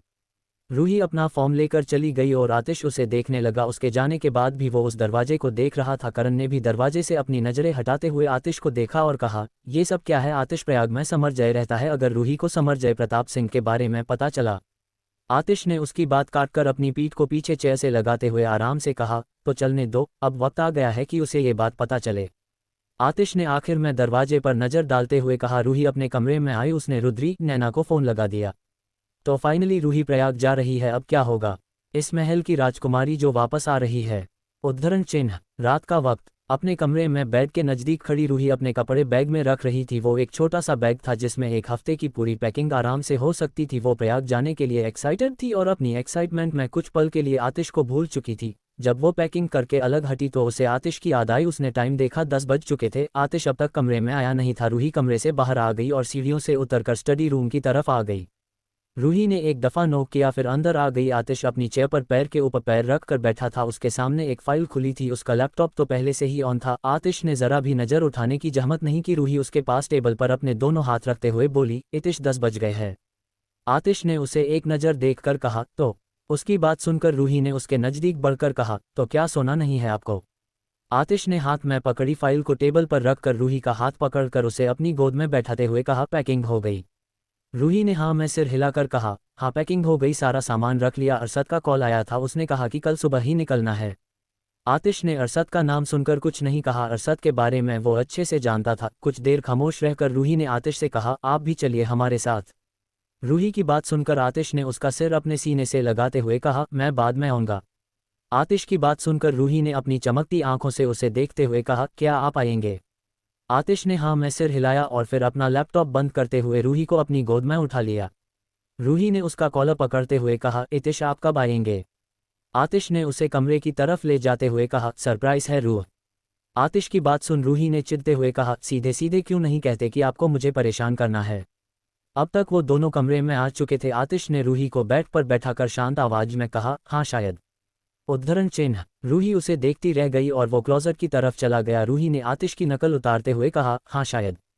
फिर वो ब्लैंकेट खोलकर उसे अपने ऊपर डालते हुए लेट गई। अगली सुबह प्रयागराज राजमहल में आज खूब तैयारियां हो रही थी। पूरा महल सजाया जा रहा था। किचन में तरह तरह की डिशेज बन रही थी जिन्हें बड़ी बड़ी थालियों में रखा गया था। एक औरत जिनसे सादा साड़ी पहनी हुई थी, वो जब किचन में आए तो उसने वहां काम कर रही दूसरी औरत से कहा, ये क्या कर रही गीता? आज कोई खास दिन है, महल को सजाया जा रहा है, इतने पकवान बनाए जा रहे थे। इतनी तैयारियां तो त्योहारों में नहीं होती जितनी आज हो रही है। वो दूसरी औरत गीता बोली, हाँ खास दिन तो है ही, आज सालों बाद इस महल की राजकुमारी जो वापस आ रही है। उद्धरण चिन्ह। प्रताप फैमिली आज भी अपने कस्टम और रिचुअल्स को फॉलो करती थी। राजमहल के लोगों को आज भी शाही नामों से ही बुलाया जाता था और सारे राजशाही रूल फॉलो किए जाते थे। पहली औरत उसकी बात सुनकर चौंकते हुए बोली, क्या लेकिन राजा साहब की तो कोई बेटी नहीं है? और सिर्फ राजा साहब ही क्यों, कई पीढ़ियों से इस घर में किसी बेटी ने जन्म नहीं लिया। फिर तुम किस राजकुमारी की बात कर रही हो? गीता अपना काम छोड़ उस पहली औरत को देखते हुए बोली, वो राजा साहब की ही बेटी है, जब पैदा हुई है तब से प्रयाग से दूर ही है, आज पहली बार राजमहल आ रही है। मैंने सुना है कि राजा साहब ने उसे अपने दुश्मनों की वजह से छुपाकर खुद से दूर रखा था। वो पहली औरत गीता की बातों को इंटरेस्ट के साथ सुन रही थी। इतने में वहां शैली जी आ गई। वो उन दोनों को देखकर बोली, क्या हो रहा है यहाँ? उनकी आवाज़ सुन वो दोनों अपने अपने काम में लग गई। शैली ने सारा सामान देखते हुए कहा, सब कुछ अच्छे से बनना चाहिए, कोई कमी मत रखना और जल्दी जल्दी हाथ चलाओ। वो चूल्हे के पास आकर उस पर काम कर रही एक स्टाफ से बोली, लाओ इसे मुझे करने दो। उद्धरण चिन्ह। उस स्टाफ ने शैली की बात सुनकर कहा, आप फिक्र मत कीजिए रानी साहब, हम ये सब संभाल लेंगे। उद्धरण चिन्ह। शैली ने उसके हाथ से करची लेकर कहा, पता है मुझे, लेकिन ये नमकीन सेवइयां मुझे बनाने दो, आप सबकी राजकुमारी को बहुत पसंद है। उद्धरण चिन्ह। शैली की बात सुनकर वो स्टाफ मुस्कुराते हुए बोली, आपको याद होती होगी अपनी बेटी की। उस स्टाफ की बात सुनकर एक पल के लिए शैली की मुस्कुराहट गायब हो गई। वो खुद से बोली, मेरी बेटी, हाँ मेरी भी तो बेटी है। ये कहते हुए शैली जी के होठों पर मुस्कुराहट आ गई और वो उन सभी की मदद से वहां काम करने लगी। निर्वाणा पैलेस। रूही का सारा सामान कार में रखा जा रहा था। रूही ने एक ब्राउन कलर की कुर्ती और नीचे ब्राउन कलर की ही पैंट पहनी हुई थी। उसके सारे बाल जुड़े में बंधे थे, जैसे वो अक्सर पसंद करती थी। उसका ज्यादा सामान नहीं था, बस एक बैग और एक छोटा सा पर्स था। रूही सीढ़ियों से उतरकर बाहर आ गई। आतिश कार के पास खड़ा था, उसके हाथ में उसका टैब था। रूही आतिश के पास आकर बोली, इतिश। रूही की आवाज़ सुनकर आतिश ने अपना टैब बाउंसर को पकड़ा दिया। हवेली से भी 3 गाड़ियां अभी अभी ही निकली थी। आतिश ने रूही के माथे पर अपने होंठ रखते हुए कहा, टेक केयर। रूही ने आतिश की बात सुनकर मुस्कुराकर अपना सिर हाँ में हिला दिया। फिर कार में बैठने लगी तो आतिश ने उसका हाथ पकड़कर गहरी आवाज में कहा, कोई भी बात हो तो मुझे कॉल करना। रूही ने उसकी तरफ देखते हुए मुस्कुराकर कहा, इतिश मैं वहां सिर्फ घूमने जा रही हूँ, कोई बात क्यों होगी, आप भी ना। अच्छा आप प्रयाग जल्दी आना। आतिश ने रूही की इस बात का कोई जवाब नहीं दिया। वो खामोश हाँ में सिर हिलाकर रह गया। बेशक से आतिश ने जो कहा था रूही को उसकी जरूरत पड़ेगी। रूही ने उससे कहा, आप अपना भी ख्याल रखना और मुझे रोज कॉल करना। इतना कहकर वो कार में बैठ गई और सारी कार निर्वाणा से निकल गई। आतिश अपने दोनों हाथ पेंट की पॉकेट में डाले रूही की कार को देख रहा था। इधर ये सभी एयरपोर्ट पर एक साथ आकर मिले थे। अरसद यहाँ सबसे पहले आ गया था। वो सभी सातों लोग चेकआउट कराकर अपनी फ्लाइट में जाकर बैठ गए। तकरीबन 2 घंटे बाद वो सभी प्रयागराज के एयरपोर्ट पर खड़े थे। रुद्री मुस्कुराकर बोली, फाइनली हम लोग आ गए। रूही ने अपने गले से हेडफोन निकालकर कहा, हम अब कहाँ जाना है। उद्धरण चिन्ह। अरसद ने उन सभी की तरफ देखते हुए कहा, हमें लेने कार आ गई है, चलो। अरसद इतना कहकर आगे बढ़ गया और उसके पीछे बाकी सभी चलने लगे। एयरपोर्ट के बाहर कई कार खड़ी थी और कई सारे गार्ड खड़े थे। उन सभी ने एक ट्रेडिशनल लाल कलर की ड्रेस पहनी हुई थी और पीली पगड़ी पहनी हुई थी, साथ में राइफल भी पकड़ी थी।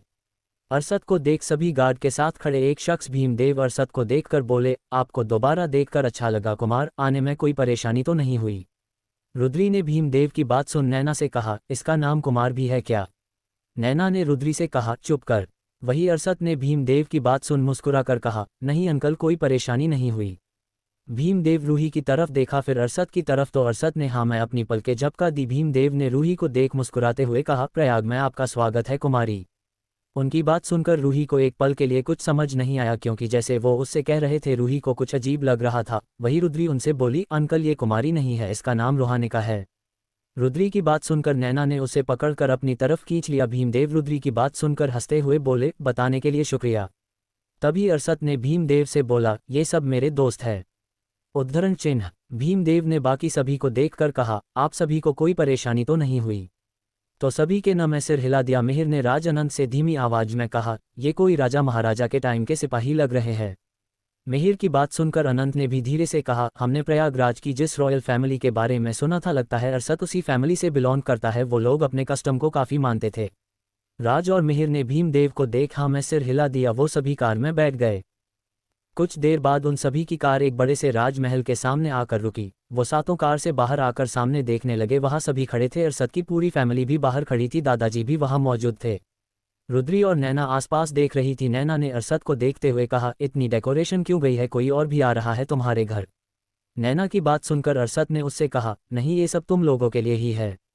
वो सभी एंट्रेंस पर खड़े थे। अंदर तक जाने के रास्ते पर फूल पड़े हुए थे और उसके दोनों तरफ घर का स्टाफ भी खड़ा था। वो सभी यहाँ अपनी राजकुमारी को देखने आए थे, क्योंकि इस घर की एक बेटी भी थी। ये बहुत दुर्लभ बात थी, इसलिए सब बहुत उत्सुक थे। यहाँ वो 2 औरतें भी थी जो कुछ घंटों पहले किचन में गॉसिप कर रही थी। समर जय और दादाजी दोनों रूही को देख रहे थे। वो एक नज़र में देखकर समझ गए कि उनकी बेटी कौन थी। शैली जी ने समर जय की तरफ देखते हुए कहा, वही है न रोहानिका।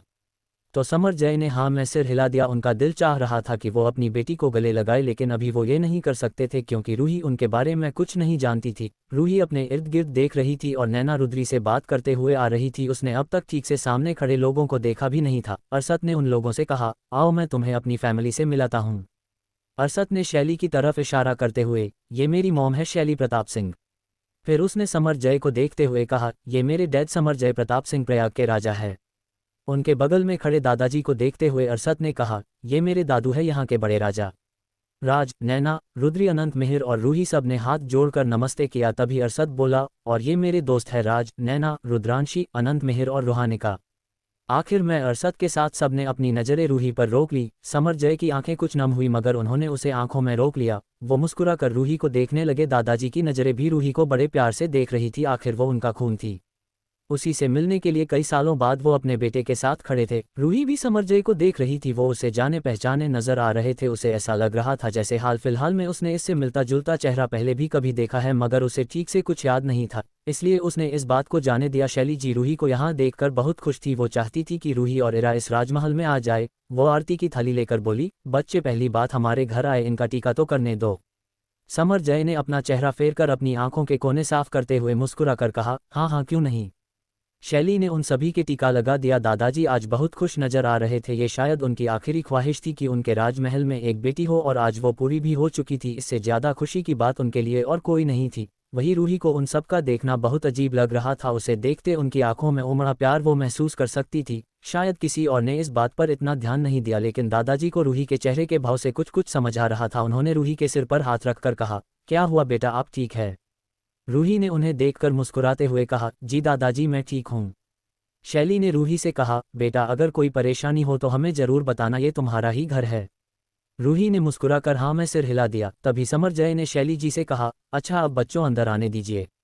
वे सभी राजमहल के अंदर बढ़ गए। वो महल अंदर से काफ़ी खूबसूरत था, उसका इंटीरियर बहुत रॉयल था। हालांकि उन सभी को ज़्यादा कोई हैरानी नहीं हुई, क्योंकि वो खुद भी ऐसे ही रॉयल हवेलियों में रहते हुए आए थे। वाकई ये हवेली खूबसूरत थी, मगर उनके लिए नया जैसा कुछ नहीं था। शैली ने उन सभी से कहा, आप सबको भूख लगी होगी, मैंने खाना तैयार रखा है, तो पहले अब सब खाना खा ले। शैली की बात सुनकर अरशद ने कहा, हाँ मोम बहुत भूख लगी है। इसी बीच अनंत ने शैली जी से कहा, आंटी हमारा सामान। अनंत की बात सुनकर अरशद ने उससे कहा, सामान की फिक्र मत करो, वो कमरे में पहुंच जाएगा, तुम सब चलो। समरजय ने रूही के सिर पर है हाथ रखते हुए मुस्कुराकर कहा, चलिए बेटा। रूही उनकी बात सुनकर हल्का सा मुस्कुराकर उनके साथ ही डाइनिंग एरिया तक आ गई। शैली ने दादाजी से कहा, पापा आप भी चलिए। तो दादाजी ने हाँ में सिर हिला दिया। शैली उनकी सुनकर कुछ पल हैरानी से उन्हें देखने लगी, क्योंकि वो उनके साथ कभी खाना नहीं खाते थे, लेकिन आज शायद रूही की वजह से ही सही वो उनके खाना खा रहे थे। शैली जी मुस्कुरा दी। आज सालों बाद पूरा परिवार साथ खाने वाला था, उनके लिए खुशी की बात थी। वो सभी डाइनिंग टेबल की तरफ आ गए, सब अपनी चेयर पर बैठे। रूही भी एक खाली चेयर पर जा रही थी। तभी दादू ने रूही से कहा, आप इधर आइए बेटा। रूही मुस्कुराकर उनके पास जाकर बैठ गई। समरजय दादाजी को देखने लगे जैसे उन्हें ये बात बिल्कुल पसंद न आई हो। वो चाहते थे कि रूही उनके साथ बैठे। शैली जी और अरशद दोनों ही ये देखकर मुस्कुरा दिए। अरशद समरजय के पास आते हुए बोले, मैं भी हूँ डैड। उसकी बात सुनकर समरजय मुस्कुराकर उसके कंधे पर थपथपाते हुए कहा, बिल्कुल, तुम तो हमेशा मेरे साथ रहोगे। उनकी बात सुनकर अरशद के चेहरे की मुस्कुराहट लंबी हो गई। उसे लगता था कि रूही के आने से शायद समरजय उसे इतना समझेंगे नहीं, पहले की तरह उसे प्यार नहीं करेंगे। लेकिन उनकी इस बात ने अरशद के सारे शक दूर कर दिए थे। बच्चे चाहे एक हो या दो, माँ बाप सभी से एक बराबर ही प्यार करते थे। इधर स्टाफ ने डाइनिंग टेबल पर रखे बाउल से प्लेट को उठा दिए। रूही खाना देखने लगी, और वही क्यों बाकी सब भी डिशेज को देख रहे थे। वहाँ बहुत कुछ बना था, लेकिन ज़्यादातर सभी कुछ रूही की पसंद का था। रूही को देखता पाकर दादाजी ने रूही से कहा, क्या हुआ बेटा, क्या आपको ये सब पसंद नहीं है? उद्धरण चिन्ह। रूही ने नम सिर हिलाकर कहा, नहीं ऐसा नहीं है दादाजी, वो दरअसल ये सब तो मुझे बहुत पसंद है। शैली जी जो पहले दादाजी बात सुनकर परेशान हो गई थी, रूही की बात सुनकर उनकी परेशानी की शिकन माथे से हट गई थी। दादाजी और समरजय दोनों ही रूही की बात सुनकर मुस्कुरा दिए। तभी रुद्री ने कहा, और खासकर ये नमकीन सेवैयां तो उसे बहुत पसंद है। समरजय की मुस्कुराहट रूही की पसंद को सुनकर गहरी हो गई। मिहिर ने हिचकिचाकर कहा, क्या आप खाना खा सकते हैं, बहुत भूख लग रही है। मिहिर की बात सुनकर सब हंसने लगे। शैली जी ने कहा, हाँ हाँ बेटा मैं अभी लगाती हूँ। शैली की बात सुनकर रूही ने उनसे कहा, आंटी आप भी हमारे साथ खाए न, सब खुद ले लेंगे, आप हमारे साथ बैठिए। शैली जी ने समरजय की तरफ देखा, जिन्होंने हाँ मैं अपना सिर हिला दिया। दादाजी ने भी कहा, हाँ शैली आप भी बैठ जाए। शैली जी भी एक चेयर पर बैठ गई। खाने के बाद अरशद सबको उनके रूम की तरफ ले गया, सिवाय रूही के। एक कॉरिडोर में रूही समरजय और के साथ आगे बढ़ रही थी। समरजय एक कमरे के सामने आकर रुके और उसे खोलकर रूही को अंदर आने को कहा। रूही कमरे के अंदर आई। वो कमरा लड़कियों के हिसाब से तैयार किया गया था। समरजय ने रूही के लिए काफ़ी वक्त से तैयार करा रहे थे। वो चाहते थे कि रूही जब कभी भी उनके घर आए तो अपने कमरे में ही आए। वो अपनी बेटी के लिए हर चीज़ परफेक्ट चाहते थे, फिर चाहे बात सिर्फ एक कमरे की ही क्यों न हो। न जाने कितनी ही बार उन्होंने इसका इंटीरियर बदलवा कर इसे पसंद किया था। वो रूम पिंक वाइट और पर्पल कलर का था। उसके क्वीन साइज बेड के ऊपर एक आलिशान झूमर लटक रहा था। सामने ही बड़ा सा ड्रेसिंग टेबल था और अलग से एक क्लोजेट था। वहाँ चेयर और सोफे के डिज़ाइन भी इस तरह थे जैसे मानो किसी छोटी बच्ची के लिए डेकोरेट किए जाते हो। अब रूही कोई छोटी तो रही नहीं थी, लेकिन समर जय उन्हें शायद बात का अंदाजा ही नहीं रहा। पहली बार वो अपनी बेटी से मिल रहे थे, इसलिए नहीं चाहते थे कि किसी तरह की कोई कमी रहे। उन्हें लगा कि शायद रूही को ये पसंद होगा। हालांकि वो इतने प्यारे लग रहे थे कि रूही को क्या किसी को भी पसंद आ जाएंगे। उस कमरे वो सब कुछ था जिसकी शायद रूही को कभी ज़रूरत महसूस नहीं होगी, लेकिन उसे हर चीज़ की मालूमात थी क्योंकि वो इससे भी लग्जरी चीज़ों को देखने की आदी थी। निर्वाणा में उसका रूम इससे भी बड़ा और आलिशान था, हालांकि ये कमरा भी बहुत खास था। समर जय ने रूही से कहा, आपको अपना कमरा कैसे लगा? रूही ने मुस्कुराकर उनकी तरफ देखते हुए कहा, बहुत अच्छा है अंकल। रूही के मुंह से खुद के लिए अंकल सुन उनकी मुस्कुराहट हल्की पड़ गई। वो इतने इंतजार नहीं कर पा रहे थे रूही को सच बताने का। वो रूही को सब सच बताना चाहते थे और इरा से भी मिलना चाहते थे, लेकिन उन्हें सही मौके का इंतजार करना था। समर जय अपने ख्यालों में खोए हुए थे कि उनकी नज़र रूही के गले में पड़े पेंडेंट पर गई जिस पर ए और आर नाम के अल्फाबेट थे। ऐसे पेंडेंट को देखकर समर जय के चेहरे के एक्सप्रेशन एकदम से बदल गए। आर से तो उसका नाम था रूहानी का, लेकिन इस अल्फाबेट से किसका नाम था? इरा भी नहीं हो सकती, फिर कौन था? कहीं रूही की जिंदगी में कोई लड़का तो नहीं था, और अगर था वो कैसा शख्स था? समर जय के मन में कुछ ऐसे ही कई ख्यालात जन्म ले चुके थे। वो अब इस नाम की गुत्थी को सुलझाना चाहते थे। वो किसी भी अरे गहरे शख्स को अपनी बेटी की जिंदगी में नहीं आने देंगे। वो उसे हर मुश्किल से बचाना चाहते थे। रूही की जिंदगी में कोई था, ये सोचकर ही समर जय के अंदर एक अलग किस्म के भाव बाहर आने लगे। उनके चेहरे पर परेशानी की शिकन भी दिखाई देने लगे। दुनिया के बाकी बाप की तरह समर जय भी अपनी बेटी के लिए प्रोटेक्टिव हो रहे थे।